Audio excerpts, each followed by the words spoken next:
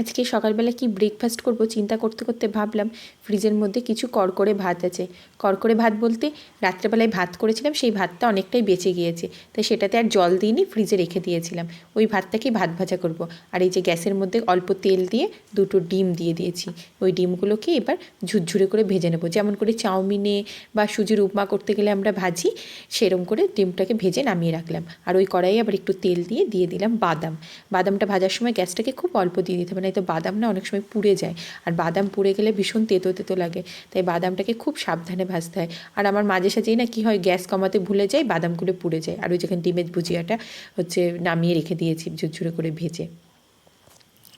এবার বাদামটাও নামিয়ে রেখে দেবো। বাদাম নামিয়ে রেখে দিয়ে ওই কড়াইয়ের মধ্যে দিয়ে দিলাম আর একটু তেল। আর তেলটা যেই গরম হয়ে গেল, সেই গরম তেলটার মধ্যে দিয়ে দেবো আলু। এই যে আলু ভাজার মতন করে লম্বা লম্বা করে আলুগুলো কেটে নিয়েছি, এই আলুগুলো দিয়ে দিলাম ওই কড়াইয়ের মধ্যে। এইবার আলুটাকে ভালো করে একটু নেড়ে নিতে হবে।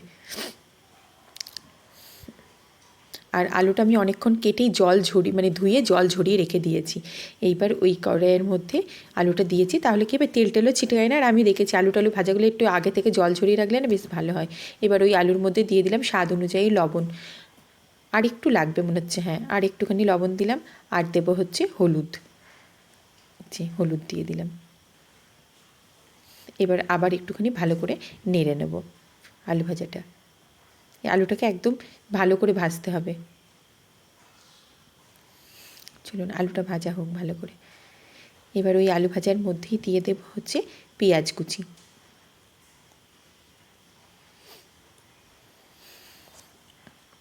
এই যে পেঁয়াজগুলো কুচানো ছিল, পেঁয়াজগুলো না একটু মোটা মোটা করে কাটা হয়ে গেছিলো। আসলে আমার হাতটা কেটে গেছিলো, তো হাতের বুড়ো আঙুলটা, তাই খুব ঘন করে কুচাতে পারিনি, একটু মোটা মোটাই কাটা হয়েছে। তবে আরেকটু ছোটো ছোটো করে কুচাইয়ে কাটলে বেশ ভালো হতো।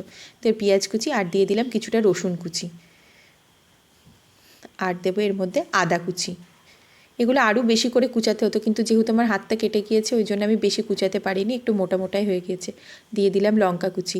যে যেমন ঝাল খাবে সে সেরকম হয়তো অনুযায়ী লঙ্কাটা কুচানো দেবে।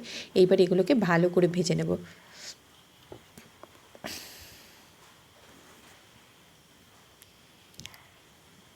একদম যেমন করে আলু ভাজে সেরকম করেই আলু ভাজাটা ভেজে নেব।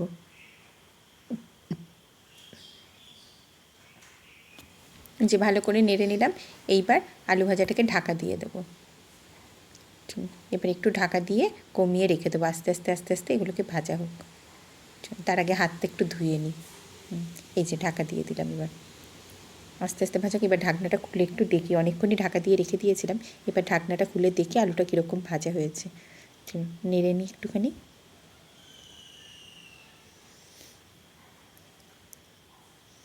এই যে নিয়ে নিলাম। আলু ভাজা প্রায় হয়েই এসেছে। একটু খুন্তি দিয়ে টিপে টিপে দেখলেই বোঝা যাবে যে আলুটা ভাজা হয়ে গেছে কিনা। হ্যাঁ, আলু ভাজা হয়ে গিয়েছে, আলু পুরোপুরি ভাজা হয়ে গিয়েছে। এবার এর মধ্যে দিতে হবে টমেটো কুচি। টমেটোগুলোকে কুচিয়ে রেখে দিয়েছিলাম, ওই সবগুলোই একটু বড় বড়ই কাটা হয়েছে। বললাম হাতটা কেটে গিয়েছে ওই জন্য একটু বড় বড়ই কাটা হয়েছে, তবে এগুলো আরও ছোটো ছোটো করে কাটা যায়। টমেটো দেওয়ার পর এবার ভালো করে নেড়ে আবার একটু ঢাকা দিয়ে রেখে দেবো, যাতে টমেটোটাকে ভালো করে সিদ্ধ হয়ে যায়। আর দেখতে কী সুন্দর কালারফুল হয়েছে না, সবুজ সবুজ লঙ্কাগুলো দেখা যাচ্ছে, তার সাথে হলুদ, তার সাথে সাদা সাদা লাল লাল একটু পেঁয়াজ দেখা যাচ্ছে, আর লাল টমেটো দেখা যাচ্ছে। দেখতেই একটা কী সুন্দর কালারফুল ব্যাপার হয়ে গিয়েছে। চলুন আবার একটু ঢাকা দিয়ে দিই। রান্না কিন্তু একটু দেখার উপরেও নির্ভর করে, জানেন তো। অনেক সময় কী হয়, তরকারিটা হয়তো খেতে মোটামুটি হলেও না, বেশ দেখতে সুন্দর হলেও না, একটা বেশ আকর্ষণীয় জিনিস, যে একটু খেয়ে দেখি তো কীরকম হয়েছে, এত সুন্দর দেখতে। আর দেখতে দেখতে টমেটোটাও দেখেন কী সুন্দর গলে গিয়েছে। আর একটু নেড়ে নিয়ে এর মধ্যে এবার ভাতগুলো দিয়ে দেবো আস্তে আস্তে। পুরোপুরি সব সিদ্ধ হয়ে গিয়েছে। একটু নেড়ে নিই।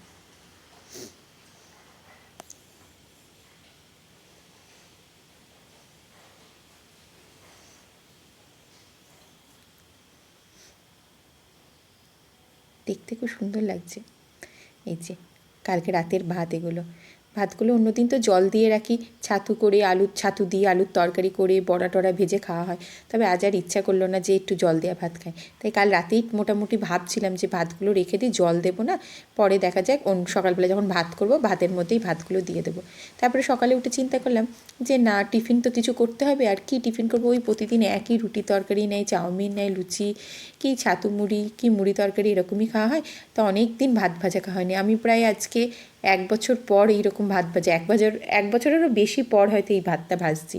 তো এই ভাতগুলো দিয়ে এবার ভালো করে এর সাথে নাড়িয়ে নিতে হবে, আর মুখে দিয়ে তো পরে দেখে নিতে হবে যে লবণটা ঠিক আছে কিনা, যে যেমন, যদি তখন ভাজার সময় লবণ দিয়েছিলাম, পরে লবণ লাগলে আবার একটু লবণ দিতে হবে। তবে আমি মুখে দিয়ে দেখেছিলাম, আমার আর লবণ লাগেনি, যা দিয়েছিলাম ওতেই মোটামুটি হয়ে গিয়েছে। আর কড়াইটা কেমন বেঁকে গেছে, তাই শাঁসি দিয়ে একটুখানি সোজা করে নিলাম।